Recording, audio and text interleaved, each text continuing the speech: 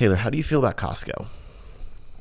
I like Costco. I got in a conversation with somebody yesterday that said they bought Costco Golf Clubs. So Kirkland brand golf clubs, which I'm honestly interested about. That was David Manning, who I met yesterday. He was talking about that. Yeah, and I'm like, oh, they're good. Well, it's Costco. Everything's good. But I might buy them. I wonder if you get more. Rather than getting a regular set, you just get like 45 sets. You get a 4.5 iron. Just a dozen golf clubs. You're like, thank you. Thank you, Costco. I'll rescue use these. Clubs. Definitely. What else could you get? It's going to be a heavy bag. But it's going to be cheap. There we go. Yeah, I have no other anticipations here for this thing here otherwise. But I know you love Kirkland. I know that. As far as like, I don't know. What were you working on before I came in? You were recording your ZE1. Did a little review. Yeah. Recorded a thing. Try to smile at a camera. And then, I don't know. I think there's enough there.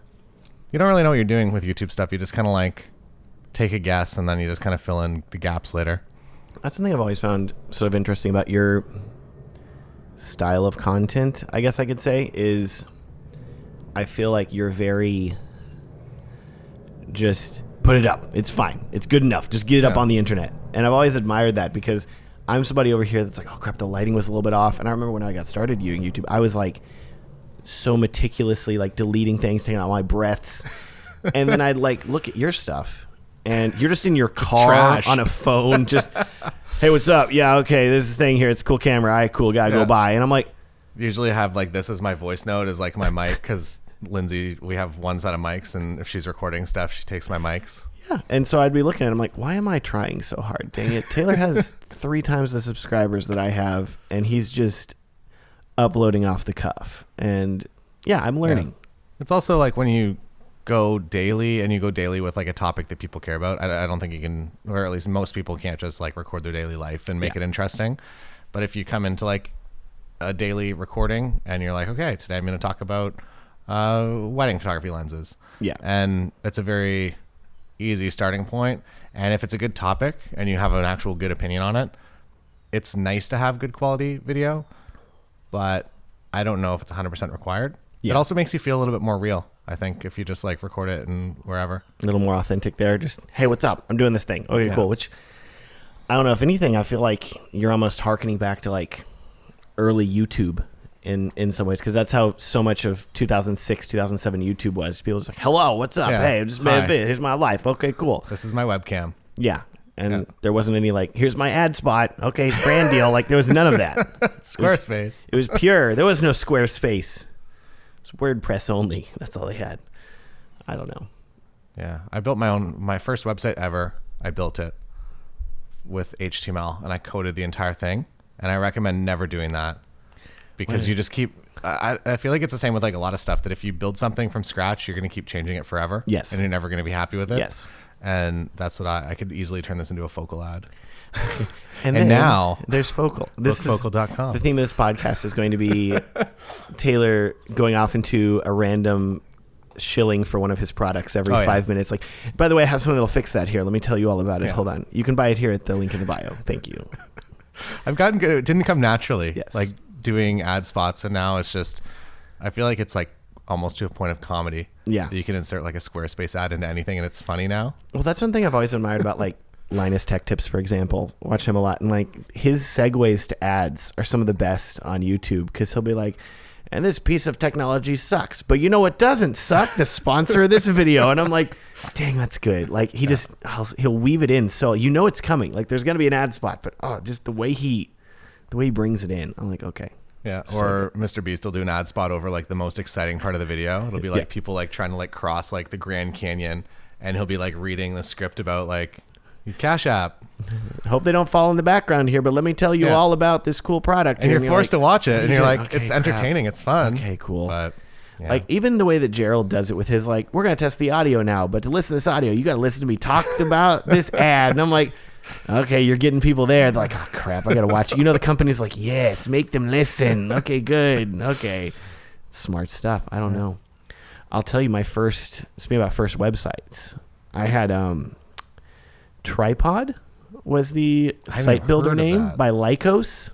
Okay, I remember Lycos. It was called the Tripod Site Builder, and it was Not for photographers, as you would think with the name, but no. It was just a really, really janky it was one of the first what you see is what you get editors. So it was very, very limited, but very like, click here and it will save. Type something and then click an image. And it was, Squarespace, but 2001. Yeah, so better than GeoCities. It was right a little bit after that, which there's something nostalgic about GeoCities, though.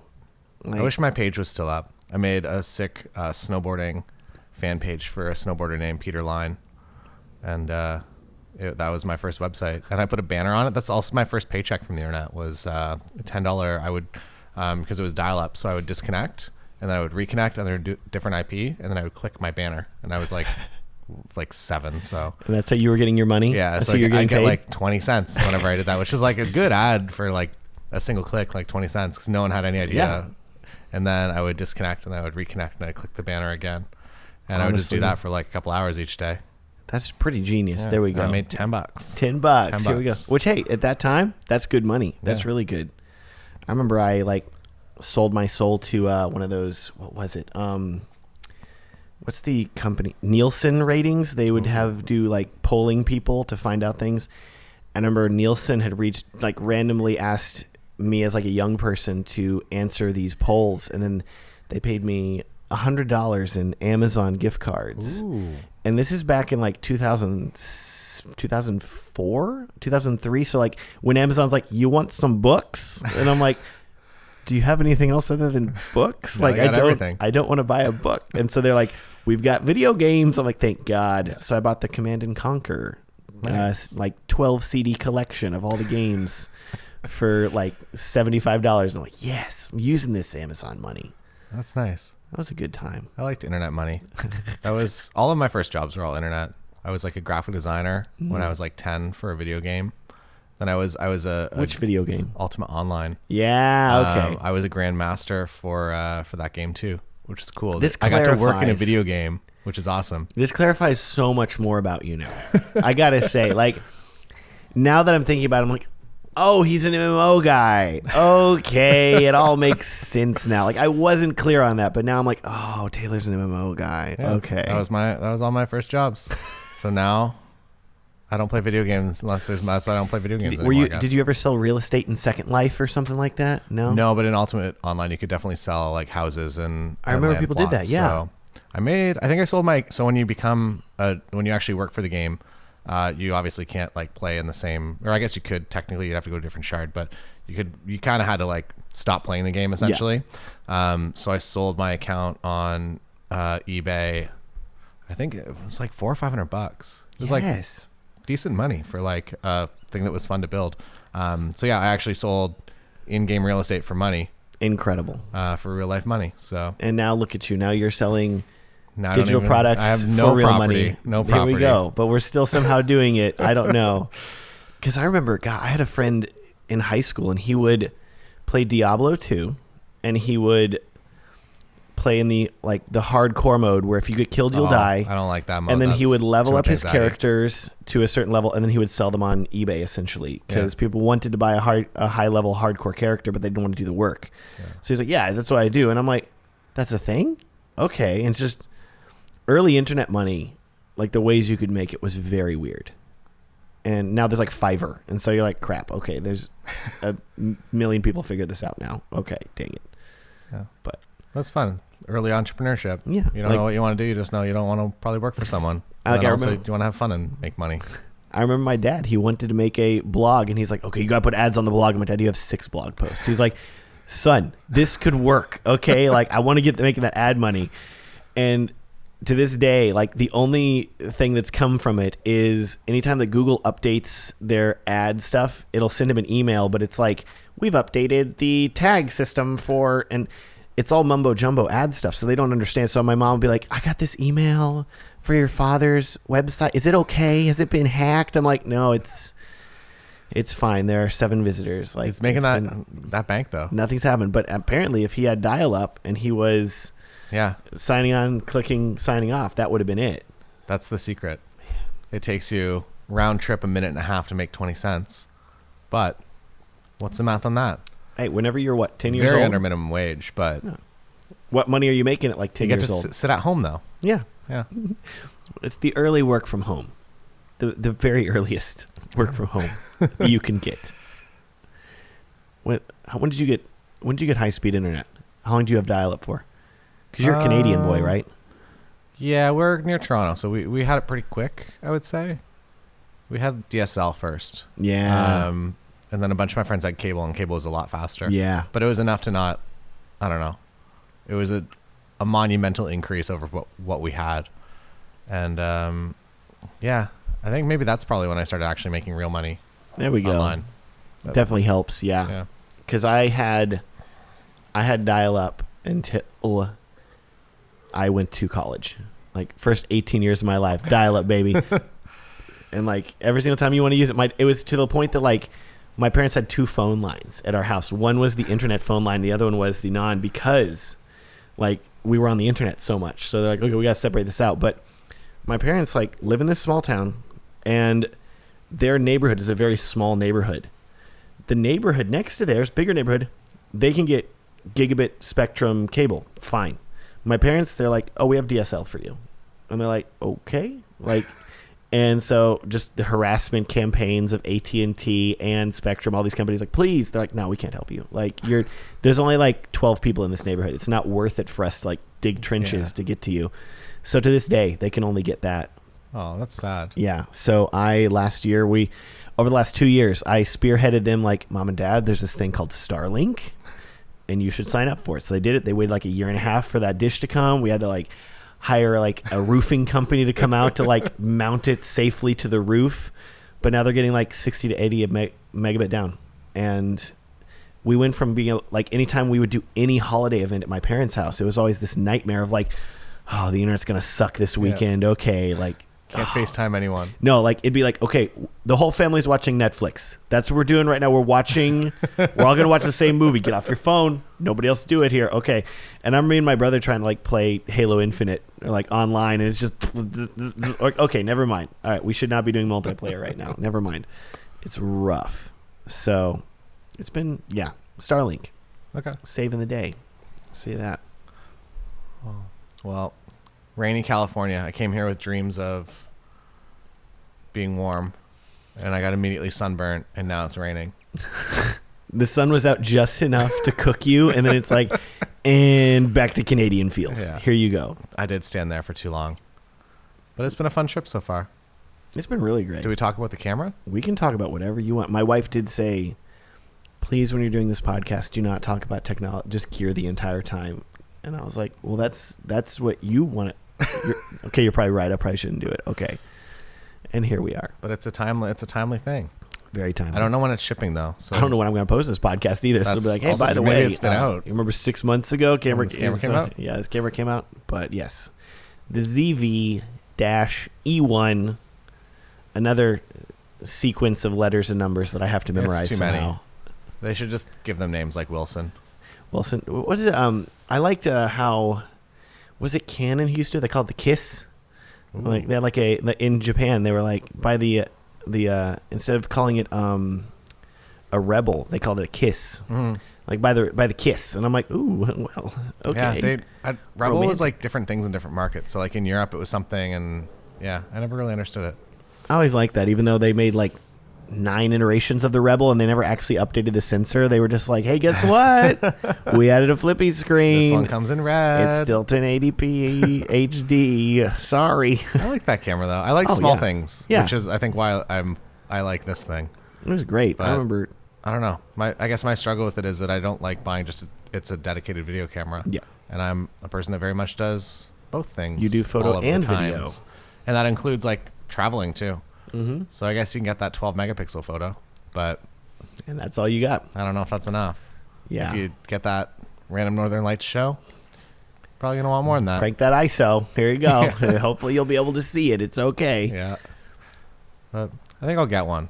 Yeah, for $2,200, it's a pretty good deal. I don't know what that's gonna be Canadian, but we get similar. So I think Europeans get kind of screwed in pricing. Yeah. For some reason on products, it's like okay, so listed in America, $1,100 for the 20 to 70. Yeah. F4. It's like, okay, like this is like reasonable. Like I would very much buy this lens for this cost.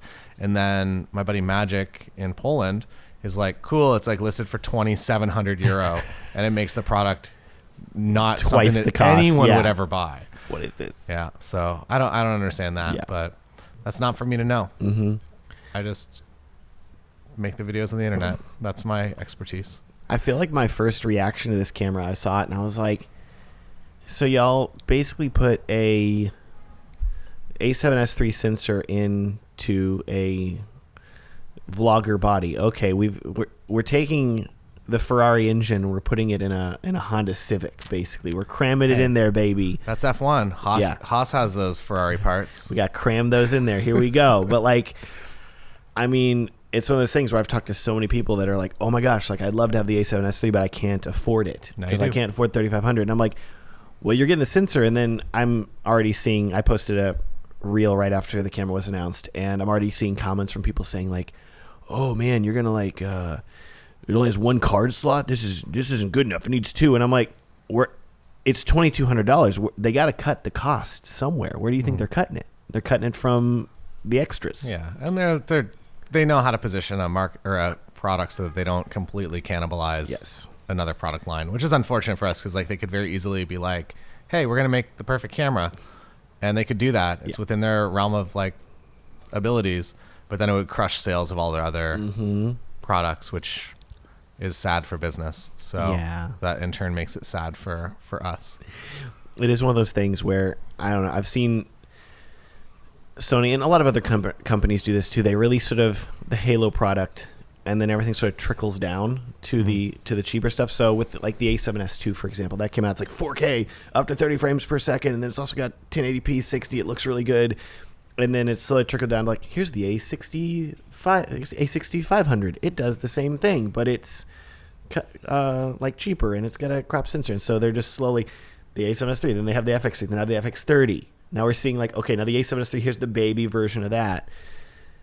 Eventually they're going to have to release the A7S IV that'll hopefully begin the cycle anew, the cycle of Sony camera rebirths, as it were. I don't know. Yeah, I don't know. For my purposes, I'm A7 IV, which is like weird because it's like not the best of anything. It's like the most average camera, but I'm like, but that's what I kind of need. That's exactly how they position it, though. They're like, do you want something that's not the best at anything? And you're like, when you put it like that. Yeah, I do. Thank you. Wow, it's a nice price point too. Perfect. Yeah, but for photo video, so for like my specific dumb use case of the fact that I do photo video is like a couple is coming down the aisle. I'm taking like 5, 10, 20 photos and then switching to video and recording video. The A7R5, the files are just too big. Even on medium raw size, it just, and A1 as well, it just writes too slow and I can't record that video clip. Whereas the A7 IV is like, they accidentally made the buffer clear super fast, even though it's not a stack sensor, I don't think. But it works how I need it. Man. And it's the only camera, it's the only Sony camera that I can use for hybrid coverage in that way. I never really thought about that because I have so much focus on the video side of things. I'm like, oh yeah, it takes photos. Yeah, I've done those a few times, but like I don't normally think about, oh, I gotta clear the buffer. So if I was to be photographing and filming a wedding, I'd be trying to basically clear both as quickly as could so I could do both. Man. Yeah, and then it's not even the in my testing, at least with like the A1 and the A7R5, it's not the card speed that's the issue, it's the actual camera. So either the sensor reading out if it's a high megapixel and trying to push that to the card, like that's the bottleneck. It's not actually putting it on the card that's the bottleneck. So you can't like speed it up. It's just kind of like it is what it is. So it's the internals of the camera that are taking their time getting it out there. I'm not an engineer. We could talk to the engineering team. I know the engineers at this event, are here, but I feel like it's I don't know, that the market for doing that is so limited that I don't think that they would care about the like 50 people that require photo that and feature. video. Yeah. Okay, fine. Yeah, imagine them putting that in a press release. It's like, now you can take a bunch of photos really fast and then switch to video and be recording video instantly. Wow. People would be like, wow, don't put that on the spec sheet. Cool. All right.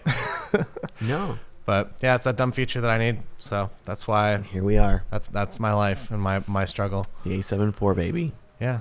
So you're shooting because, okay, full context here and all for Taylor in case you have no clue who he is, because I didn't even intro him, which is part of the best part about this podcast, I think, is we're getting right into it here, baby. But Taylor, YouTuber / wedding photographer / videographer a little bit. Yeah. Maybe. So I do. I like when Yeah. you offer photo video. Sometimes you Yeah. just get hired for video because they Yeah. already have a photographer booked. Mm-hmm. So yeah, Does it all. things with cameras. That's my title. If you need it done with a camera, He's- I might got you. He has the camera. He has a lot of cameras. He will be there. Maybe. Good luck. Okay. Yeah. So I don't know. Think about that and all. Like how much? Because like I said, I'm coming from so much of a wedding videography background, straight into like video on YouTube and like using things like that. So for you, like how many? I guess you can tell me if it's different now because post COVID and also like you being an influencer, quote unquote. How many weddings are you still doing? Because I know you're still cranking through weddings. A lot still. This year, as we kind of talked about, Yeah. it's like a weird year. Yeah. Next year, I have as many booked as I have for this year already. There which you is go. like weird. But yeah, like normal year before COVID, I would do between 60 to 70 weddings, and those would be 70%. I did the math on a while ago. I think it was like 70% are photo video, and then the remainder are typically like just smaller wedding days. So like a 4-hour wedding day, you could do hybrid, but you'd like need someone dedicated that it's not like a task that you can just do yourself when it's such a compressed timeline. So a lot of those will be either just that smaller photography coverage or it'll be video only coverage. I'll probably do, let's say maybe like 5 video only days, just like simple highlight music video. Sometimes I throw some audio on there. All right, people. It's like it's fun because like you get to, I don't know, I've learned so much by learning video in photography for setting up shots and telling stories and building proper transitions, which was never a concern in photography. It's like so disjointed. It could be like, okay, no transition. Here we are in the getting ready space. We're throwing it on the photo album. Here you go. Like just flip the page. Here's the next section. Yeah. It is funny. I've talked to so many photographers and that are transitioning to video or the thing about doing video, and they're like, so audio is a thing. I'm like, yeah, you never think about that, huh? There's so much. It's pretty ridiculous. And I would say most of my early troubleshooting, like doing photo video, the video is always fine because I'm like, I know how to light a scene. I know how to shoot it in manual mode, like no problem. But I'd be like, cool. So the DJ only has like an RCA out and, what the heck? Yeah. And then you have to troubleshoot that problem. And once I would say like 5 weddings in, you've probably maybe 10 weddings. You've troubleshooted most of the problems and things get a bit easier. But yeah, audio's, there's so much. I will say I'm still now 13 years into filming weddings. Sam Hurd says always say 9 years because it's enough that you seem like you really know what you're doing, but you don't sound old. So there you go. I've 9 saying years. that. Ooh, I like that. 9, right? That's good. Oh yeah, I've been doing it for 9 years. Be like, oh wow, you've been doing a lot. Yep, 9 Wow, years. it's almost 10. It's Wow. like saying that I'm 29. They're like, are you really 29? Yep, 29 years old. They're like, how long you been 29? About 7 years. Been 29. Okay, cool, great. I like that. I'm gonna steal that. It was about 9 years. Yeah. But like I have so much. Whenever I'm. Where was I going with this? Because now I'm thinking about how old I am now. Dang it, you've got me off track on how ancient I am. And that's the end of the podcast. Oh, son of a gun. We're too old now. It just cuts. It's like, and thanks for listening. Sponsor, Squarespace. Incredible. Sponsored not by. I gotta get some sponsors in here too. We'll figure that out. I'll just throw down some of mine. Sponsored by Focal by Taylor Jackson. Oh my gosh. Okay, yeah. So you're filming weddings. You're filming like 60 to 70, just cranking out weddings, just nonstop. Which, hey, good for you. And like, my peak was like 30 something, and that Video was is making a lot videos. more back end. Because I talked to photographer friends, and they're like, oh yeah, I mean, I got all my photos edited. I photographed the wedding Saturday. Got all the photos edited by Wednesday. I'm on to the next wedding, and I'm like, it's faster than that now with yeah. Imagine, With like AI and editing. everything. Stupid. It's night of the wedding. Like I'll call my weddings. So I'm usually done at like 10 p.m. I'll call the entire wedding the night of the wedding. Incredible. Because you do it so much faster. Just on the reception floor, just do. Yeah. I have, like, if I'm Amazing. doing some previews, if like they have a package that has some preview images, and I have my laptop, I'll just be like downloading my seconds cards, Man. and while they're downloading in Photo Mechanic, I'll just be making selects, and then by the time the card downloads, those cards are culled. You can also use AI for culling now too. Yeah. And it's pretty good. I find that it, at least now, that it's good. It's more than good enough, but it's going to make some errors. It's going to include a little bit too much, and it's maybe going to miss out on some of the shots that you want to include. So I've discovered for the family photos, for like blinking, it's great. That's like the hardest part when you're staring at like 20 faces being like, okay, everyone has their eyes open. Next photo. It helps a lot for that. But the rest of the day, I'm just like fast enough to go through everything. Kind of on my own. Man. But yeah, night of the wedding, cull it, and then I usually send it to Imagine, spelt Imogen, and within like, I don't know, I just kind of do that and I go to bed. Man. And I think it takes maybe 7 minutes to process an entire wedding. That's crazy. And it kicks it out, and it's like pretty much, I would say maybe I changed 3 images. Man. So Sunday morning, Baby. That's because like I wake up on a Sunday morning after a wedding and I'm like a zombie, just like I need dehydrated. Brunch. I need brunch 45 somewhere. Bed rolls or bread rolls at dinner. The amount of times that I've like woken up. Oh yeah, no. The last wedding that I was filming, speaking of bread rolls, there was like, this is so bad. I went into they had like fed us, but they had like they were like making us food, but they hadn't. We're still waiting on them to get everything set up for dinner. I'm really hungry. I go in the groom's room and they had like barbecue earlier, and there was a package of Hawaiian dinner rolls still unopened on the table. I'm like, ooh, don't mind if I do have one of these. Okay. I'm like, nobody cares. Okay, great. I'm gonna eat one of these. Thank God. Oh man, just little carbs. Yeah, little carbo load. Just help me get through that. Yeah, and then the entire package of them is gone all of a sudden. Yeah, and you're like, what have I done? Yeah. You wake up and you're like, what's a bag on? You're like, what is that bag? Oh no. Yeah. The Hawaiian rolls. I used to get home from weddings, like even on the way home, and like the wedding hangover was because I didn't realize that I was like, I'm not gluten intolerant or celiac or anything, but I'm like, gluten definitely has a negative effect on my body. Yeah. And whenever I would eat 6 of the bread rolls, my body would just like start to shut down. Rejecting this. Yeah. And I would just dehydrate myself from it. It was like the equivalent of drinking like a bunch of beers. Oh my gosh. And I would wake up the next day and I would just be like literally hungover because I was so dehydrated. And I wasn't able to rehydrate, so. I just realized it's noon. I'm like, oh, do we have to go eat? Oh, true. That was 20 minutes ago. Well, yeah.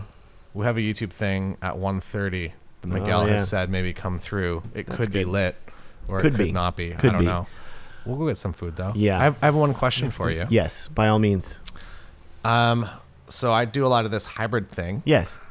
Have you thought about going the opposite direction? Because like basically, so the requests that I'm getting a lot, it started June of last year. I was getting requests, so they'd hire me for photo video, and then a month before the wedding they'd be like, can you primarily do video but then also do like family photos and like a few of the photos, the formal stuff, the formalities. Have you thought about doing that? Because as a video creator, you're already going to create an amazing video product, and you can fill in those gaps like very easily. You just have to like do the family photos, basically. That's the only change. To be clear, the part that I hate, that whenever they're like, "Hey, we're gonna do photos," I literally just like, I'm like, "Cool, you got this, bro. Okay, thanks, good job, photographer." And then I'm like, "I'm gonna go set up body at the reception or go have a snack." Hawaiian dinner rolls. Yeah, exactly. I just leave. I'm like, okay, good. Like I don't have to do that because like it doesn't look good in video. Who cares? No. But that is really intriguing, though. I think for me, I'm like, oh crap! Like I'm filming on the A7S III, like. It's only 12 megapixels. Yeah. Maybe I got to get that A7 IV for that. Dang it. But like, I do think that could feasibly work. And I'm really intrigued by that. It's so things like, how stressful is a wedding day? You want to also do more photo layers, too? more Let's layers. just build up on it. Because I already feel like a lot of pressure on like, oh, I got to make sure like this video is as good as it can be.